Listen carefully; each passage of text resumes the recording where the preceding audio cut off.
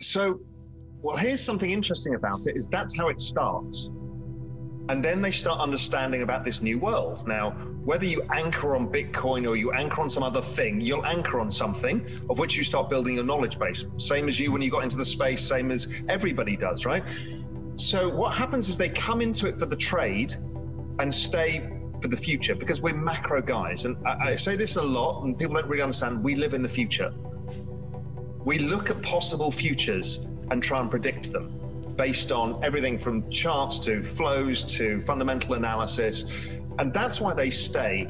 And that's why they're agnostic to the tribalism. Because what they're saying is, okay, we see this. I don't care whether Bitcoin wins. I know that this whole space is going somewhere and I want to be involved. And then, so I've now got a future framework and I'll trade accordingly. And to come into it with a narrow mindset means that you won't be open to opportunity. Now, maybe the Bitcoin maximists are dead right and Bitcoin outperforms everything. Great, the macro guys will also be on that trend. That's their job, to isolate that trend. It's like otherwise saying, well, I'm a currency trader and, I'll only trade dollar yen. That's ludicrous, nobody does that. People look for the opportunity. But these guys are bringing real capital into the space too, because they are investing in startups, Again, people philosophically say, well, it's, those speculators, they're just taking advantage of this whole kind of Bitcoin philosophy. No, they're not. They're also feeding capital. They're bringing a lot of capital into businesses that are building on all sorts of networks. Some will fail, some will succeed. I think gold goes up, but Bitcoin's going to go up a lot more. It's that moment when you have the light bulb moment is, fuck it. There's a time to stand up and be counted. This is your opportunity. Now, could I be wrong? Of course. But this looked to me like the best single macro opportunity I'd seen in my entire life. And, I've seen a few good ones. I had a great one with a bond trade, last year and early into this year and stuff like that. But this is better than that. This is a once in a lifetime bet. And kind of when you look at those charts, you see gold breaking down versus Bitcoin and stuff like that. You think, I understand portfolio diversification. I understand why it's important for many people. But I'm in a position where I can take this bet because A, I have income streams. B, I don't have any debt. And I'm not using leverage.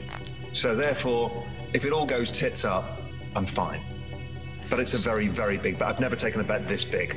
So one of my questions was going to be, have you ever done something like this before? So that's good to know. The second thing is there's a lot of people asking, when you say liquid net worth, do you consider when you put trades on the percentage of liquid net worth and total net worth, or do you just think of it in kind of the constraints of what your liquid net worth and the percentages of an individual trade within that? I don't run my life like a portfolio. I think it's wrong, and I know people do. This concentration on total net worth.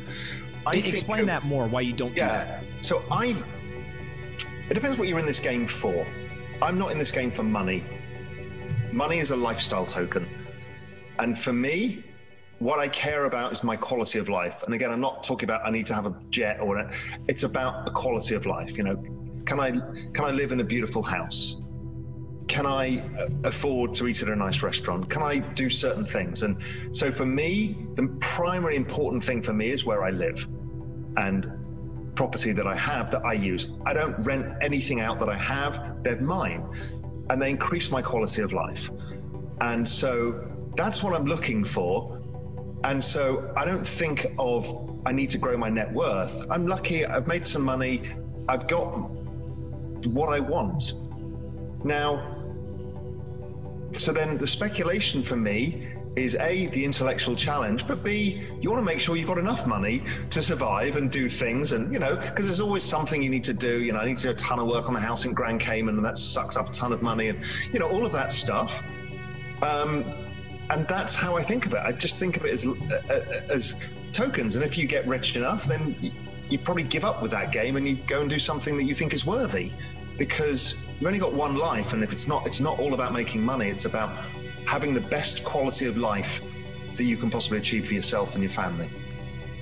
There's a hunch that I have, and it's only a hunch, hence why it's a much smaller position. There's a hunch that from all of my conversations around this whole space, that there is a massive amount of human intellectual capital working in that particular space, because there's the flexibility of how Ethereum is based. And there's a load of flaws, like there's flaws about everything. So, you know, I'm not saying it's a perfect world. I also don't think of Bitcoin and Ethereum as the same thing. Bitcoin to me is this pristine collateral. It's, you know, it's perfect. I don't need, now whether everybody builds the Lightning layer and all the other stuff on top, great. I own tons of Bitcoin. But I see the amount of intellectual capital that's going into the Ethereum space, and I'm thinking, there's a chance that something really, really big comes out of this. And so I think of it as a platform. And it's a very crude way of looking at it. But if I see a lot of people all building on one platform, then the probability, you know, as a VC, the probability of one of those bets paying off huge, let's say DeFi ends up being on there and it becomes a real thing, whatever it may be, who the hell knows? Could be intellectual property rights. I don't know, don't care. The point being is, I think there's a chance that Ethereum can have a larger market cap than Bitcoin. And that doesn't make it a better currency or a better investment. It's because by the nature of a platform versus an asset, you know, gold is the purest form of money that we've had, and it's a $10 trillion asset. The currency markets trade 4 trillion a day, and they're not in any way the same shape or form, but it's a bigger platform because more people use it. So the currency market overall is worth more. So I just think of it in those terms. And again, it's a very macro way of looking at it, which is not interested in the fight between the technologies and what tribe believes in what and how many coins can you measure and what's the total supply. It's like, okay, there is a chance here that this does really well, but I don't have enough conviction to make that my large bet. My large bet is Bitcoin because I have full conviction. One thing I've learned is you need to think more about human behavior and incentives and why people are doing things. So as you alluded to, why is it so tribal? It's actually a throwback to 2016, when there was a lot of these projects rising, nobody knew who was going to win, everyone put their money in them, and you want your own to win, right? It's like going to the horse races and saying, sports teams. Sports teams, right? And that war is still being fought, and it's a false narrative now. Because Bitcoin's dominance as what it is now established. It's clear, it's institutionalized, that's over.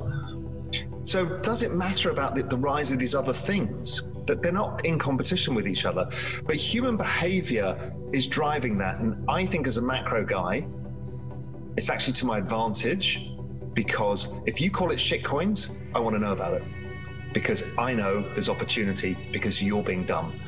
And you're being dumb, not that you might be right, but you've got a closed mind. And if I'm up against somebody with a closed mind, I can find an edge.